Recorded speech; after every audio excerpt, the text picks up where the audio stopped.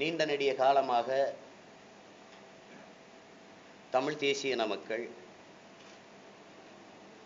மொழி உணர்வு, இன உணர்வு அற்று சாதிய மத உணர்வை பெற்று பிளந்து பிரிந்து தாழ்ந்து வீழ்ந்து தமக்கென்று ஒரு அரசியல் வலிமை இல்லாது தமக்கான அரசு அதிகாரத்தை நிறுவ முடியாது ஒரு அடிமை தேசிய இன மக்களாக வாழ்ந்து வந்து கொண்டிருந்தோம். இதனால் எமது மொழி சிதைந்து எமது கலை, இலக்கியம், பண்பாடு, தொன்று தொட்ட வேளாண்மை, நீர்வளம், நிலவளம், கடல் வளம், காட்டு வளம், கனிம வளம், மலை வளம் அனைத்து வளங்களையும் இழந்து இன்றைக்கு அரிசிக்கும் பருப்புக்கும் உப்புக்கும் வேட்டிக்கும் சேலைக்கும் கையேந்துகிற ஒரு இழிநிலையில் எமது இனம் நின்று கொண்டிருக்கிறது.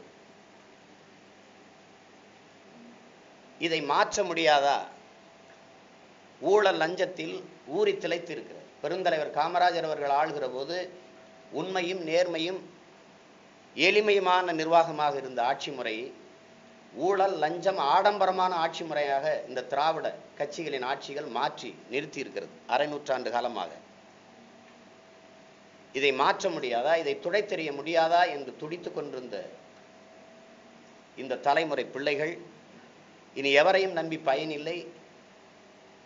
நமது மூச்சு காற்றை நாமே சுவாசிப்பது போல, நமக்கான உணவை நாமே எடுத்து உண்பது போல, நமது உரிமையை, நமது விடுதலையை நாமே போராடி பெறுவது என்ற முடிவெடுத்து ஆங்காங்கே இன உணர்வோடும் மான உணர்வோடும் சிதறி கிடந்த தமிழ் தேசிய இன பிள்ளைகள் சாதி மத உணர்ச்சியை வீழ்த்தி நாங்கள் தமிழர்கள் என்கிற தேசிய இன உணர்வை முன்னிறுத்தி இன்றைக்கு ஒரு மாற்று அரசியலை கட்டி எழுப்பி வந்தோம்.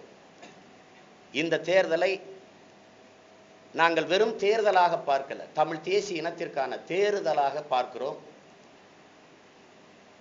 மற்ற கட்சிகளைப் போல வளமையாக வெறும் பதவிக்கு சந்திக்கிற தேர்தலாக இதை பார்க்கவில்லை.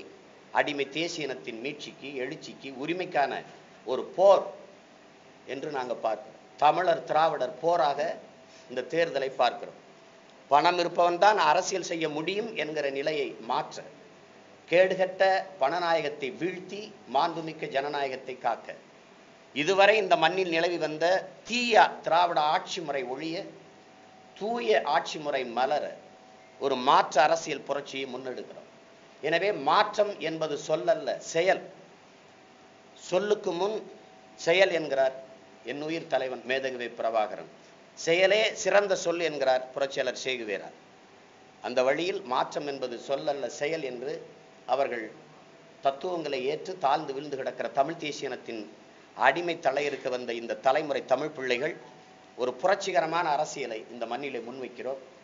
மற்ற கட்சிகளைப் போல தேர்தல் அறிக்கையை அந்த வரைவை தரவில்லை. நாம் தமிழர் ஆட்சியின் செயல்பாட்டு வரைவை உலகெங்கும் பரவி வாழக்கூடிய 13 கோடி தமிழ் தேசிய இன மக்களுக்கு இந்த வரைவை அறிமுகம் செய்கிறோம். அன்பு கூர்ந்து ஆற்றல் மிக்க ஊடக தோழர்கள் இதை எம் இன மக்களிடம் சேர்ப்பீர்கள் என்று நான் நம்புகிறேன். எனது அருமை பெரும்பாட்டன் அருண்மொழி சோழனின் அவருடைய சிலைக்கு சென்று மாலை அணிவித்து வாழ்த்தை பெற்று வந்திருக்கிறேன்.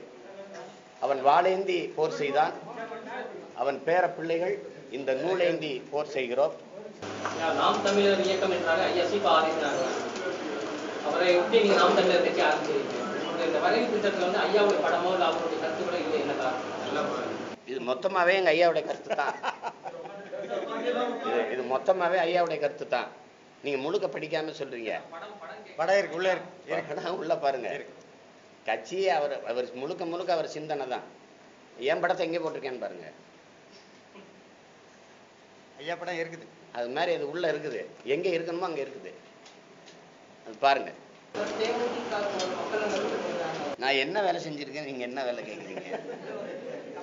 நான் ஒரு நாட்டை ஆள்றதுக்கு சொல்லிட்டு இருக்கேன், நீங்க கூட்டணியை பேசிக்கிறீங்க.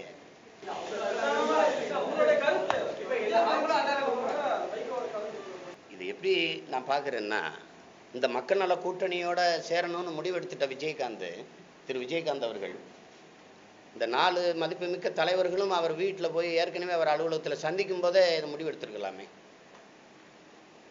இப்போ முடிவெடுக்க முடியாத ஒரு தடுமாற்றமுள்ள ஒரு தத்துவ நிலைப்பாடு அற்ற ஒரு தலைமையாக தான் நான் பார்க்குறேன். ஒரு தலைவன் மண்ணை ஆளக்கூடியவன்னா உடனடியா ஒரு போர்க்கால நடவடிக்கைன்னு இருக்கு. திடீர்னு வெள்ளம் வருது, ஒரு பேராபத்து வருது, ஒரு சாதி கலவரம் வருது, ஒரு சண்டை வருது, அதுக்கு என்ன முடிவு எடுக்கிறதுனே தெரியாத ஒரு தலைமையை எப்படி நீங்க தலைவரா பார்ப்பீங்க? கடற்கரை சாலையில பேருந்து நடத்துனருக்கும் மாணவர்களுக்கும் பிரச்சனை. மாணவரை அந்த பேருந்து நடத்துனர் அடிச்சிடுறாரு. மாணவர்கள் தெருவில் இறங்கி போராடி போக்குவரத்தை நிறுத்திடுறாங்க.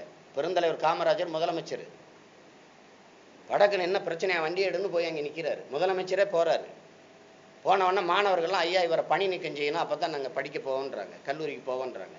இவ்வளோ தானே, போ உனக்கு வேலை கிடையாது, போ டிஸ்மிஸ், வீட்டுக்கு போப்பான்னு அவர் அனுப்பிடுறாரு. படிக்க போங்க இல்லான்னு போயிடுறாங்க. வாப்பா வண்டியில் ஏறி உட்காருங்க. போன பிறகு ஐயா என்னையா ஒன்றுமே விசாரிக்காமல் அவரை வேலையை விட்டு நீக்கிட்டே அப்படின்னு. ஏய் அவன் சொன்னா தானே படிக்க போவான். அவன் படிக்கிறத விட்டு தெருவில் இறங்கி போராடுறதுக்கு இது பண்ணுறான். அவனை வந்து 3 நாள் விட்டு என்னை வந்து பார்க்க சொல்லு கோட்டையிலன்றார். அந்த நடத்துனர் திருப்பி 3 நாள் விட்டு அதை போய் பார்க்குறாரு. பார்த்த உடனே ஏப்பா படிக்கிற பிள்ளைய முன்ன பின்ன இருந்தால் அதுக்காக கை நீட்டி அடிக்கிறது என்ன? நீ பெரிய மனுஷனுக்கு அறிவு வேணா? சரி இந்தா வேற பக்கம் போடு, அவங்க கண்ணில் படாமல் வேற பக்கம் பதவி போட்டு. அப்போ ஒரு பிரச்சனையை உடனே தீர்க்கக்கூடிய ஆற்றல் இருக்கணும். அது இல்லைன்னா அதுக்கு இவ்வளவு காலம் மக்கள் நல கூட்டணியோட போய் சேர்றதுக்கு எதுக்கு இந்த சவ்வா இழுத்துற அல்ற அளவுக்கு இழுக்கிறது? நீங்க மகளிர் மாநாட்டில் என்ன சொன்னீங்க? தனிச்சுதான் போட்டி. நான் தெளிவா சொல்லிக் கொள்கிறேன் மக்களே அப்படின்ட்டு. இப்ப எதுக்கு எல்லாரும் புலிக்கு பயப்படுறவங்களாம் நான் கீழே படுத்துக்கிறேன், எல்லாரும் என் மேலே ஏறி படுன்ற மாதிரி இருக்குது. ஒரு கூட்டணி, மக்கள் நல கூட்டணி ஒரு அறிக்கை வெளியிட்டு இருந்துச்சு. இப்ப எதை முன்னிறுத்தி தேர்தலை சந்திப்பாங்கன்னு தெரியலையே. அதனால அதை அவர் பொறுத்தா நினைக்கல. நான் மொத்தமா மாற்றுன்னு நினைக்கிறேன். மற்றவங்க மாதிரி வந்தால் மதுக்கடையை மூடுவோம், வந்தால் அதை செய்வோன்னு நாங்கள் சொல்ல. நான் வாரேன், செய்கிறேன். நாங்கள் மக்களின் குறை கேட்க வந்தவர்கள் இல்லை, தீர்க்க வந்தவர்கள், மக்கள்கிட்டே இருந்து வந்தவர்கள். எல்லாத்தையும் பொறுத்து சைத்து நம்பி ஏமாந்து வெந்து நொந்து செத்து போன நாதியற்ற இனத்தின் பிள்ளைகள் நம்பிக்கையற்று போகாம வந்திருக்கோம். உறுதியா வெல்லுவோம், அதுல எந்த மாற்றும் இல்லை. திராவிட அரசுகள் எதை செய்தாலும் எல்லாத்தையும் மாற்றுவோம் நீங்க சொல்லியிருக்கீங்க. திருவள்ளுவர் படம் கூட திராவிட அரசால் அங்கீகரிக்கப்பட்ட திராவிட இயக்கம் உருவாக்கி படம் தான். திருவள்ளுவரே அங்கீகரிச்சிட்டாங்களா திராவிடர்கள்? கேள்வி. படம் திருவள்ளுவர்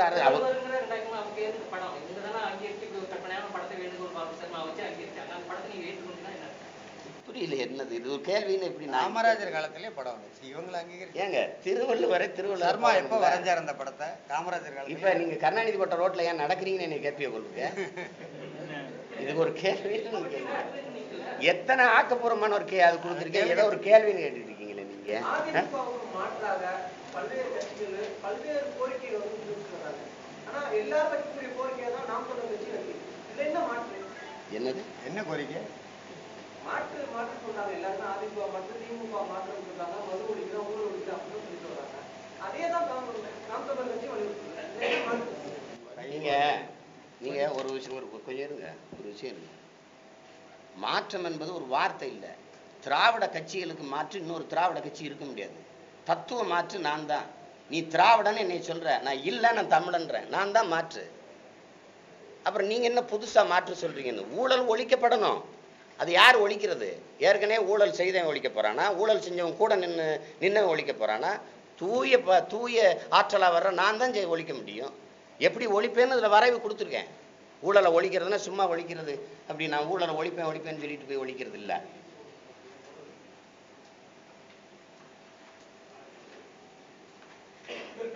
அதனால மாற்றுங்கிறது நாங்க தான் மாற்றா இருக்க முடியும். நாங்கள் திராவிடர்கள் என்று சொன்னீங்க, இல்ல நாங்க தமிழர்கள்னு சொல்ற நான் தான் மாற்றா இருக்க முடியும்.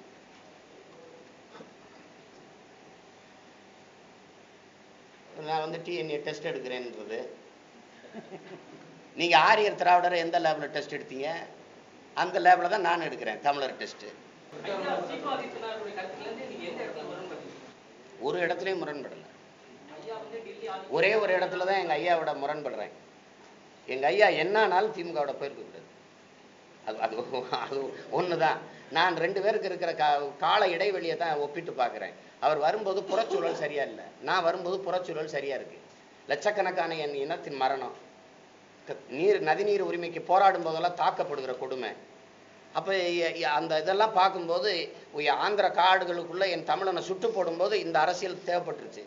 இந்திய கடலுக்குள்ள மீன் பிடிக்க போகும்போது சிங்களங்களை அடிக்கும்போது இந்த அரசியல் தேவைப்படுது அவனுக்கு. ஆனால் அன்னைக்கு அவர் வரும்போது இந்த புறச்சூழல் அவ்வளவு அவருக்கு ஆதரவாக இல்லை. அவர் பிள்ளைகள் நாங்கள் வரும்போது எங்களுக்கு காலச்சூழல் இது சரியா இருக்கு. அதனால இந்த அரசியல் தேவைப்படுது, எழுச்சி உண்டாகுது. ஐயாவுடைய வரைவு திட்டத்தை படிக்கும்போது டெல்லி மேலாதிக்கத்தில் இருப்பவரைக்கும் தமிழை உரிமை பெற முடியாது அழுத்தத்திற்கு சொல்றாங்க. ஆனால் நீங்கள் இந்திய மேலாதிக்கத்தை ஏற்றுக்கொண்டு எப்படி நீங்க மாற்றத்தை இந்திய மேலாதிக்கம் இப்ப நீங்க வந்து இந்திய ஒன்றியத்துக்குள்ளதான் இந்த இத்தனை தேசிய இனங்களும் வாழுது. நாங்க என்ன நினைக்கிறோம், அந்த குறைஞ்சபட்ச உரிமையை கூட பெற முடியாது தமிழ் தேசிய இன மக்கள் நிக்கிறோங்கிறதா இங்க இருக்கிற சிக்கல். இப்ப ஜல்லிக்கட்டை நான் நடத்தணும்னு கேட்கிறேன், அதுக்கு தடை கொடுது. ஜல்லிக்கட்டுங்கிறது ஒரு விளையாட்டா நீங்க பார்க்க முடியாது. என் பண்பாட்டின் பெரிய அடையாளம். என்னுடைய நாட்டு மாட்டு இனத்தை அழிக்கக்கூடிய ஒரு கொடிய முயற்சியாக தான் நான் அதை பார்க்குறேன். அப்போ நீங்கள் எங்களுடைய நாட்டு மாட்டு வந்து A2 பால் வகை, ஜெர்சி மாடு வந்து அது வந்து A1. அதை குடித்தா உலகத்தில் இல்லாத நோயெல்லாம் வரும். குறிப்பாக சர்க்கரை நோய் வருது. அந்த சர்க்கரை நோயை பரப்பி மட்டுமே 375 லட்சம் கோடி அந்த ஊசி மருந்து வித்ததிலே அமெரிக்கா கொண்டு போயிருக்குது. இப்போ இதையெல்லாம் நாங்கள் உணர்றோம். ஜெர்சி மாடு சாணி போட்டால் அது உரமாகாது, அது சக்கை. ஏன் மாடு போட்டால் தான் சாணி உரமாகும். அப்போ அதை வச்சு தான் நான் வேளாண் குடிமகன் இயற்கை வேளாண்மை செய்ய முடியும். அப்போ இந்த இன வகை மாட்டை அழிச்சால்தான் செயற்கை உரத்துக்கு வருவான், இந்த செர்சி மாட்டு பாலுக்கு வருவான், இந்த நோயை பரப்ப முடியுங்கிற பல உள்திட்டங்கள் இருக்குது. இப்போ அதனால தான் நாங்கள் இதை போராடுறோம். அப்போ இதையெல்லாம் தடுக்க சில இப்போ நீங்கள் ஒரு எளிய உதாரணம் நான் சொல்கிறேன். இப்போ நான் முதலமைச்சர்னா ஆந்திராவில் காட்டுகளுக்குள்ள சந்திரபாபு நாயுடுக்கு வந்து இந்த 20 பேரை சுற்ற முடியுங்கிற துணி வரும்னு நினைக்கிறீங்களா? அதுக்கு வாய்ப்பு இல்லை.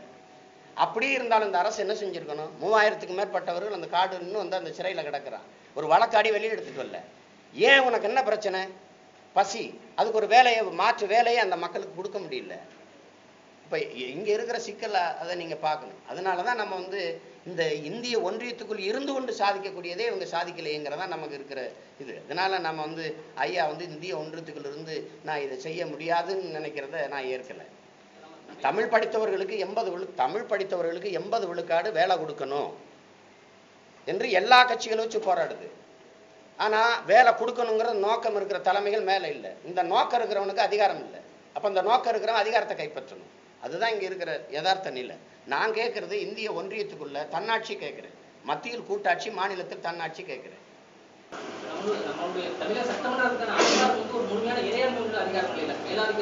அதை உடைச்சு பெறதுக்கு தாங்க வர்றேன், அதிகாரத்துக்கே வரணும்னு நினைக்கிறேன்.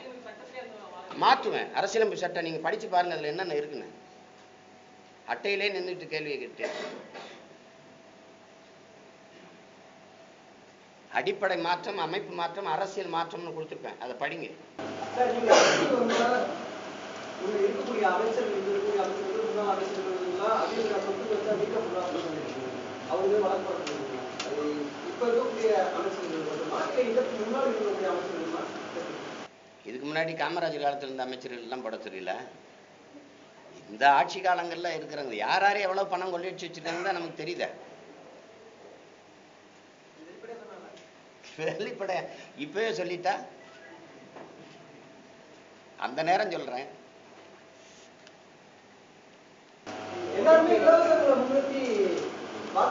கொடி வந்து அது மூவேந்தர் கொடி, சேர சோழ பாண்டியர்கள் கொடி. இது ஐயா சீபா ஆதித்தனார் அவர்கள் வடிவமைச்சு வச்சிருந்தது. பெருந்தலைவர் காமராஜர் காலத்துல ஐயா மாப்போசி சென்னை மாநகராட்சி கட்டிடத்துல இந்த கொடியை ஏற்றி இருக்கிறாங்க. இப்போ அது ஏற்றப்படுறதில்லை.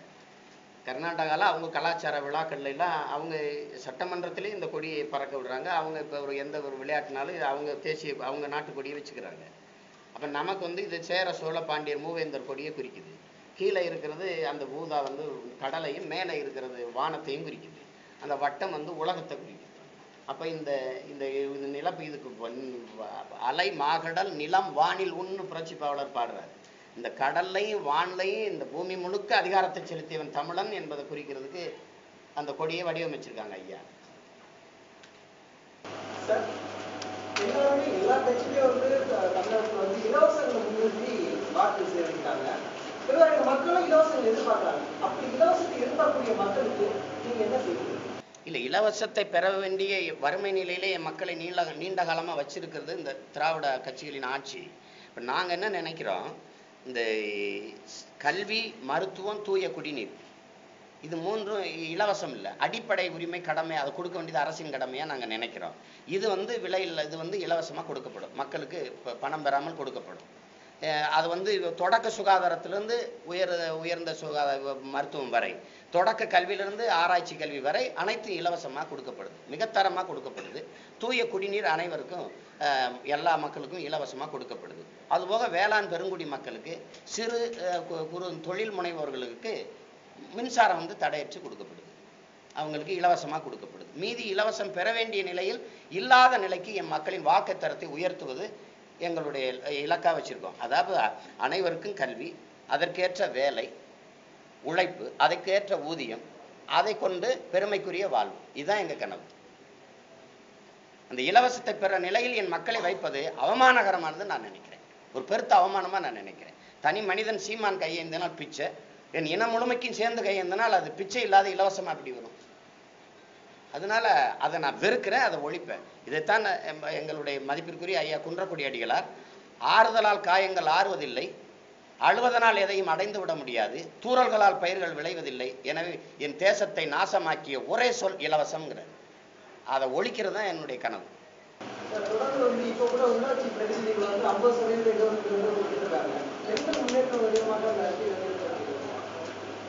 எல்லாம் சொல்லியிருக்கேன். நீங்க இப்ப அதை நம்ம என்ன கேட்குறோம், பெண்களுக்கு வந்து உள்ளாட்சியிலே வந்து ஆட்சி முடியும் போது தான் ஜெயலலிதா அம்மையார் 50 விழுக்காடு கொடுக்குறாங்க. ஆட்சி வந்தபோது கொடுத்துருக்கணும். அது ஆட்சி முடிஞ்சு தேர்தல் ஆணையத்துக்கிட்ட அதிகாரம் போகும்போது சொல்கிறாங்க. அதே நான் ஏற்கல, அது ஒப்புக்கு சொல்லப்பட்டதாக பார்க்குறேன். உள்ளாட்சிகளில் பெண்களுக்குன்னு தனி தொகுதின்னு இருக்குது, பெண்கள் மட்டுமே போட்டி போடக்கூடிய தொகுதி இருக்குது. அது போதாது, சட்டசபையிலையும் பாராளுமன்றத்திலையும் பெண்களுக்கு தனி தொகுதி ஒதுக்கணும்னு நான் கேட்டிருக்கேன்.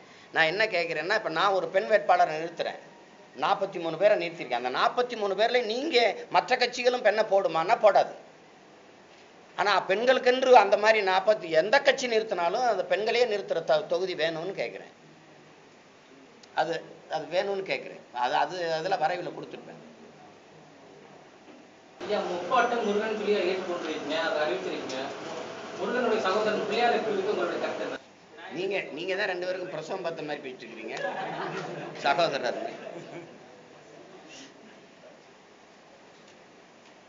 முருகனுடைய சகோதரராக விநாயகரை இருக்கிறாருன்னா அவர் ஏற்கறதுல எனக்கு ஒன்றும் தவிக்கல. ஆனால் விநாயகரை ஏற்றிருப்பவங்க எங்கள் பாட்டனை ஏற்கலைங்கிறது தான் வருத்தம். முருகனும் இந்து கடவுள்னு ஏற்கப்பட்டா திருத்தணியை தாண்டி என் பாட்டன் 1/2 கிலோமீட்டர் நகர்ந்துருக்கிறானாங்கிற அதுக்கு பதில் சொல்லுங்க யாராவது, நான் கேட்குறேன்.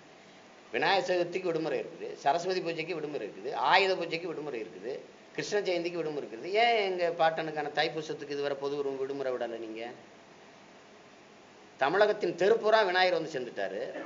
இந்த வேற மாவட்டத்தில் வேற மாநிலத்தில் எந்த இடத்துல எங்கள் பாட்டன் போய் சேர்ந்துருக்கான்? எவனாவது எங்காலும் திருநெல்வேலியிலேருந்து போய் மகாராஷ்டிராவில் இருந்தானா வீட்டில் வச்சுருப்பான் எங்காலுக்கு படம்.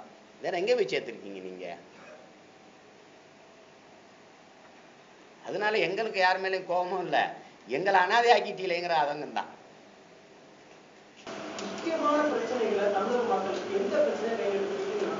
எல்லாமே என் மக்களுக்கு பிரச்சனை. எங்கள் மக்களுக்கு ஒரு அடிப்படை பிரச்சனை, தமிழர்களாக இல்லாததே பெரிய தலையாய பிரச்சனை. தமிழர்கள் தங்களை ஒரு இனம் என்று கருதி கொள்ளாதே பிரச்சனை. இங்கே இவனுக்கு வந்து பிரச்சனையே எது செத்தாலும் சரி, சாதி செத்துறக்கூடாது, மதம் செத்துறக்கூடாது. இதுதான் அவனுக்கு முதன்மையான காரணியாக இருக்குது. இதில் ஏற்படுற அடிப்படை பிரச்சனை, அதுலேருந்து வர பின்விளைவு தான் இவ்வளவு பிரிவுக்கும் காரணமாக இருக்குது. தமிழருக்கு ஓர்மையற்ற தன்மையை உருவாக்குனதே இதுதான். இப்போ அது ஒவ்வொன்றுமே பிரச்சனை. நீங்கள் குடிநீர் பிரச்சனை, கல்வி பிரச்சனை, மின்சாரம் பிரச்சனை, வேலைவாய்ப்பு பிரச்சனை, வீடு பிரச்சனை, எல்லாமே பிரச்சனையாக தானே இருக்குது. இப்போ 1 2 பிரச்சனைனா எது முதன்மையான பிரச்சனை? மொத்தமாகவே மாற்றணுன்றேன். என்னுடைய கனவு முதல்ல நீர்.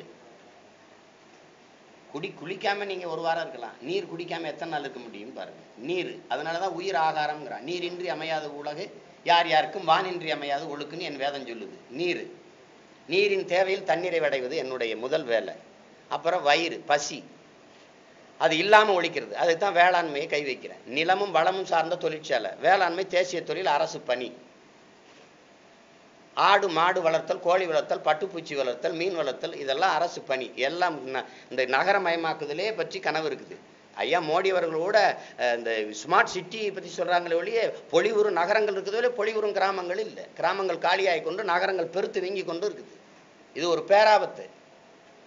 அப்ப அதனால ஏன்னா தரமான கல்வி, தரமான மருத்துவம், வேலை வாய்ப்பு நகர்ப்புறத்துல தான் இருக்குன்னு இந்த மக்கள் கிராமத்து காலியாகி நெருங்குறான், இங்க வந்து குவியிறான். அந்த இடம்பெயர்தல் தடுக்க முடியல.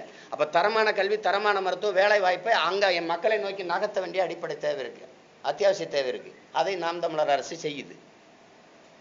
அதனால ஆடு மாடு வளர்த்தல் இப்ப உங்களுக்கு சென்னைக்கு கறி, தமிழ்நாட்டு கறி எங்க இருந்து வருதுன்னு நினைக்கிறீங்க? 1 கிலோ கறி 500 ரூபா. கறி சாப்பிட்றவன் 90 விழுக்காடு. எங்க இருந்து வருதுன்னு நினைக்கிறீங்க? ஆந்திராவிலையும் டெல்லியில இருந்து வருது. நான் செஞ்சுக்கிட்டு இருந்த ஆடு மாடு வளர்த்த தொழிலுங்க. அவமானம்னு நீ வெளியேற்றிட்டீங்க. நான் போய் அரபு நாட்டில் ஒட்டகம் மேய்ச்சிட்டு இருக்கேன். டென்மார்க் என்ன செய்யுது? இன்னைக்கு உலகத்துல ஊழலற்ற நாடா இருக்கிற முதல் நாடு, ஊழல் லஞ்சம் இல்லாத நாடு முதல் நாடு டென்மார்க். அது தொழில் என்ன? ஆடு மாடு வளர்த்தல் தான். அமெரிக்கால ஒருத்தன் தயிர் மட்டும் வித்து 60,000 கோடி சம்பாதிச்சிருக்கான். என் ஊர் கருப்பட்டி அமெரிக்கால 1000 ரூபா. நான் அதெல்லாம் செஞ்சுக்கிட்டு இருந்து ஏன் விட்டேன் இப்ப? அப்ப அதனால நான் ஒரு முடிவு எடுக்கிறேன். எனக்கு நோக்கியா, ஹொண்டாய், ஃபோர்ட் எல்லாம் தேவையில்லை, அதெல்லாம் எடுத்துட்டு ஓடுன்றேன். நான் காரை இறக்குமதி செய்வேன், சோறை இறக்குமதி செய்ய தயாரா இல்லை. இது கடற்கரையில, சென்னை மெரினா கடற்கரையில் அந்த மாநாட்டில் எங்க பெருந்தலைவர் காமராஜர் ஐயா பேசுறாங்க. ஏப்பா உணவுக்கு கூட ஊரா நாட்டில் கையேந்துறதுக்காப்பா இந்த போராடி இந்த சுதந்திரத்தை பெற்றோம். நம்மகிட்ட என்ன இருக்கோ சாப்பிட்டுட்டு நிம்மதியா படுப்போம். இது எதுக்குப்பா? அதாப்பா நாட்டுக்கு நல்லது, எல்லாத்துக்கும் நல்லது. அது நமக்கு தேவையில்லைங்கிறாரு. அவருக்கு தற்சார்பு பொருளாதாரம்னு சொல்ல தெரியலையே ஒழிய, நாங்க அதை புரிந்து கொண்டு தற்சார்பு பசுமை பொருளாதாரம்னு எங்க கொள்கையை வகுக்கிறோம். நிலமும் வளமும் சார்ந்த தொழிற்சாலை, வேலை வாய்ப்பு, வளர்ச்சி, இதான் எங்களுடைய திட்டம். நான் காரை இறக்குமதி செய்து கொள்ளுவேன். இங்க இருந்து கொரியன் முதலாளி ஹொண்டாய் காரை தயாரிச்சு அனுப்புறாரு. 1 டன் காரை தயாரிக்கிறதுக்கு 4,50,000 லிட்டர் தண்ணீர் தேவைப்படுது. 1 டன்னுக்கு. அது 2 டன் 3 டன் கார்லாம் இருக்கு. ஆனா 50 லட்சம் கார் ஆண்டு ஒன்றுக்கு ஏற்றுமதி செய்யப்படுது. அப்ப எத்தனை லட்சம் லிட்டர் என்னுடைய தண்ணி வீணா போகணும்? ஒரு ஒரு ஒரு ஒரு கார் தயாரிக்கிறது 5000 கிராமங்களின் நீர் தேவை. 5000 கிராமங்களின் நீர் தேவையை ஒரு கார் குடிக்குது. அப்ப இவையா அவன் நாட்டில் உற்பத்தி செஞ்சு செய்யல, என் நாட்டில் உற்பத்தி செஞ்சு ஏற்றுமதி செய்யறான். இப்ப நான் என்ன செய்யறேன்? நீ ஓ நாட்டில் உற்பத்தி செஞ்சுக்க, நான் இறக்குமதி செய்யறேங்கிறேன். ஆரஞ்சு பழம், கோதுமை ஏற்றுமதி செய்த நாடுகள்லாம் கைவிடுது ஏற்றுமதியை. ஏன்? அவனுடைய நீர் தேவை. நீரின்றி எப்படி வாழுவ நீ? தண்ணி இல்லாம எப்படி வாழ்வீங்க? அதனாலதான் நாங்க இந்த மாதிரி நிலமும் வளமும் சார்ந்த தொழிற்சாலைகளை, என் நீர் வளத்தை, நில வளத்தை கெடுக்காத தொழிற்சாலைகளை அமைக்கணும்னு நினைக்கிறோம். ஒவ்வொரு அரசியல் கட்சியுமே இருக்கக்கூடிய பிரதான 50 ஆண்டு காலமாக ஆண்ட கட்சிகள் நாங்க மக்களுக்கு அதை செஞ்சிருக்கோம், இதை செஞ்சிருக்கோம், வாக்குறுதி செய்யறாங்க. நாம் தமிழர் கட்சி மக்களுக்கு என்ன செஞ்சிருக்கு? நீங்க எதை பண்ணி வாக்குறுதி செய்யறீங்க? நாம் தமிழர் கட்சி எங்க அதிகாரத்தில் இருந்துச்சு அது செஞ்சிருக்கிறது இருக்கு. பொது சேவையில இருந்து என்ன? பொது சேவையில இருந்து என்ன செய்யலைன்னு சொல்லுங்க. பொது சேவையில இருந்து என்ன செய்யலைன்னு சொல்லுங்க. மக்களுக்கு என்ன செய்ய முடியும்? பொது சேவையில இருந்து மக்களின் அடிப்படை பிரச்சனைகளுக்கெல்லாம் தலை கொடுத்து முகம் கொடுத்து போராடி இருக்குதா இல்லையா? ஒவ்வொரு சிக்கல்லையும் மக்களோடு மக்களா நின்றுருக்கோம், போராடி இருக்கிறோம்.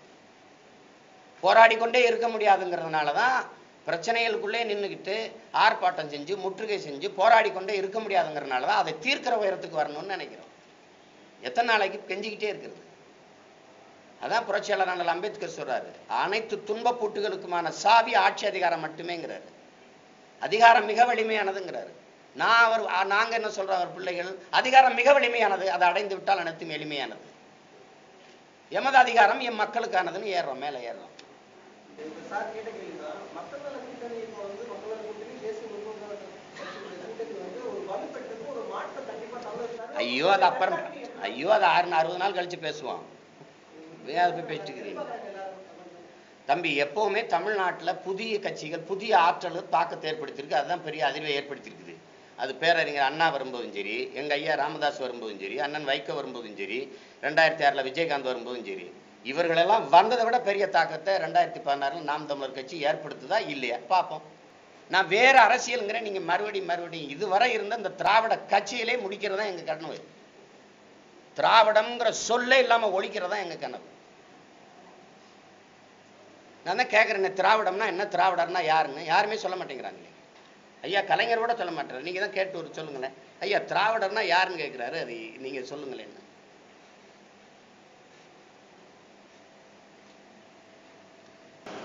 செந்தில் மல்லர் ஒருத்தர் சமயத்தில் நூல் வெளியிட்டிருக்காரு. அதுல வந்து வை கோபாலசாமி வந்து சிங்கள இனத்திலிருந்து வராரு, அவங்களோட மூதாதையர் சிங்களர் ஆதாரப்பூர்வமாக தகவல் கொடுத்துருக்காரு. அவங்க அது கலிங்கர்களுடைய வாரிசுகள் தான். அவங்க கலிங்கர்கள் தான் சிங்களர் என்று அழைக்கப்படுகிறது, தமிழ்நாட்டில் நாயக்கர் என்று அழைக்கப்படுகிறது. அது அப்படி இல்லை. அதாவது எப்படி நீங்கள் பார்க்கணுன்னா, இப்போ தெலுங்கு நாயக்கர்கள் வந்து எங்களோடு இந்துக்களாக இருந்து கொள்வது, எங்களோடு தமிழ் பெயரை வைத்துக் கொள்வது, எங்களோட தமிழில் பேசிக்கொள்வது, அதிகாரத்தில் இருப்பது. ஒரிசாவில் பட்நாயக்கு அந்த நாயக்குன்னு அங்கே போய் அந்த மக்களோடு பேசிக்கொள்வது, அந்த இது இருந்து கொண்டு அங்கே அதிகாரத்தில் இருப்பது. அதே போல் சிங்களர்கள் வேறு, அங்கே இலங்கையில் இருக்க சிங்களர்கள் வேறு. திசநாயக்க, சேனநாயக்க, பண்டார நாயக்க, இவங்க தெலுங்கு நாயக்கர்கள். அங்கே போய் பௌத்தத்தை தழுவிக்கொள்வது, சிங்கள பெயர்களை வைத்துக் கொள்வது, சிங்களத்தில் பேசிக்கொள்வது, அதிகாரத்தில் இருப்பது. எங்களை போர் நடத்தி அழித்தது சிங்களர்கள், தெலுங்கு நாயக்கர்கள் தான். நீங்கள் அது இல்லைன்னா நீ பௌத்தத்தை ஏற்று புத்தனை வழிபடுகிற ஒரு மதத்துக்கு போயிட்ட நீ ராஜபக்சே, அப்புறம் எதுக்காக 2 தடவை வெங்கடாச்சலபதி கோயிலுக்கு வந்த? எதுக்கு வந்த? நாங்கள் ஒரு சகோதர இன மக்கள் செத்து போய் கத்திக்கிட்டு இருக்கோம், அவனை உள்ள விடக்கூடாதுன்னு. சாஞ்சியில் போயெல்லாம் போராடினார்ல அண்ணன் வைகோ, போய் சாஞ்சியிலாம் அவனை வர விடாதீங்கன்ட்டு. ஆனால் அங்கே அருகில் இருக்கிற ஆந்திராவுக்குள்ள 2 தடவை வந்து சிவப்பு கம்பள வரவேற்பு, ராஜ மரியாதை, சிறப்பு வழிபாட்டுக்கு ஏற்பாடு, பாதுகாப்புனா அருகில் ஒரு சகோதர இனம் தன் சொந்தங்களை கொடுத்துட்டு கத்திக்கிட்டு இருக்கான், அவனை அனுமதிக்க கூடாதுங்கிறது இல்லைன்னா அப்போ நீ இது எவ்வளவு திமிருது? அது என்ன பாசம்? நீ புத்தனை கும்பிடுறவனுக்கு வெங்கடாச்சலபதி கோயிலில் என்னடா வேலை? அப்போ இந்த சாமியை கும்பிடுறவன் அங்கே இருந்த ஏன் கோயிலை ஏன்டா இடிச்ச? அங்கேயே கும்பிட்டுருக்கலாம்ல அந்த கோயிலை வச்சு. இதுதான் அடிப்படை. அதுதான் பண்டார நாயக்க, சேன நாயக்கர்லாம் நாயக்கர்கள் தானே. எல்லா நாயக்கரும் ஒண்ணுதான். என்ன சந்தேகம்? அப்புறம் விஜயகாந்த் வேற வைக்க வேற. ஒவ்வொரு அரசியல் கட்சிகள் வந்து தேர்தல் ஆணையத்தில் வந்து ஒரு குறைபாடுகள் வந்து சொல்லிட்டு இருக்காங்க, அது தவறுகளை சுட்டி காட்டிட்டு இருக்காங்க. தேர்தலுடைய செயல்பாடு நாம் தமிழர் கட்சியில வந்து எப்படி பார்த்து? நான் சரியா இருக்குன்னு தான் நினைக்கிறேன். அது ஒன்றும் அது போக தான் தெரியும். கடந்த முறை தேர்தல் ஆணையத்தினுடைய நடவடிக்கை போக தான் தெரியும். இப்போ நீங்கள் வந்து என்னுடைய தம்பிகள் எடுத்து சொல்கிறாங்க, கரூர் மாவட்டத்தில் வேளாண் பெருங்குடி மக்களுக்கு விதையை இலவசமாக கொடுக்குதுன்னு அதிமுக. இது மறைமுகமாக வங்கி கணக்கு எல்லாம் 5000 பணம் போடுறதா, இதையும் கவனத்தில் எடுத்து தடுக்கணும் தேர்தல் ஆணையம்ங்கிறத நான் வேண்டுகோளாக வைக்கிறேன். வியாபாரிகள்லாம் வந்து பணம் கொடுக்கும்போது வந்து பறிமுதல் பண்றாங்க, அது சரியான அது உரிய ஆவணங்கள் கொடுக்கும்போது அனுமதிக்கணும். நீங்கள் ஒரு விவசாயி எடுத்துகிட்டு போவாங்க, திடீர்னு ஒரு திருமண தேவைக்காக பிள்ளைக்கு ஏதோ வாங்க கொண்டு போவாங்க, உரிய ஆவணங்களை காட்டும்போது அனுமதிக்காமல் பறித்து கொள்றதை வந்து அது ஏற்க முடியாது, தவறான செயலாக நான் பார்க்குறேன். ஆளுங்கட்சியில் இருக்கும்பொழுது வந்து சட்டம் வந்து சரியில்லைன்னு சொல்றீங்க. இப்ப தேர்தல் ஆணையம் வந்து அந்த சட்டம் கையெழுத்து கொண்ட பிறகு ஜாதி கொடி வன்முறைகள்லாம் நடக்குது, இதுக்கு எப்படி பார்க்குறீங்க? சாதி வன்முறை வந்து சட்டம் ஒழுங்கால நடக்கிறது இல்லை, அது சமூக நோயால் நடக்குது. அதை வந்து நீங்கள் களையணுன்னா உளவியலாக என் மக்களை வந்து மாற்ற வேண்டியது இருக்குது. அந்த வேலையை தான் நாங்கள் செய்து கொண்டிருக்கோம்.